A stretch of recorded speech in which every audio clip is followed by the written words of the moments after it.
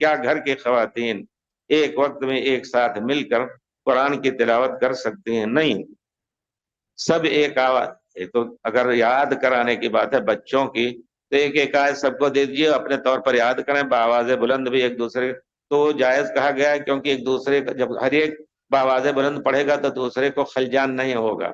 لیکن یہ جو ہے عورتیں بھی اگر تلاوت کرنا چاہتی ہیں تو ایک وقت میں ایک ساتھ مل کر کے کیسے ہوگا؟ اس کا طریقہ صرف یہی ہے جیسا کہ پرانے زمانے میں صحابہ کا طریقہ تھا کہ اکیلے ایک آدمی قرات کرتے تھے اور باقی سب سنتے تھے.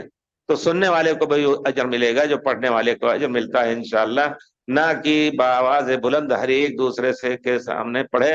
اس طرح کا پیارے رسول کے زمانے میں نہیں تھا، بلکہ پیارے رسول نے ایک حدیث میں منع فرمایا ہے کہ لا تضرب القرآن بعضکم ببعض، قرآن کو ایک دوسرے سے ٹکراؤ نہیں. تو گویا آپ چپکے سے پڑھیں، وہ بھی چپکے سے پڑھیں، یا ایک آدمی پڑھے باقی سب لوگ سنیں.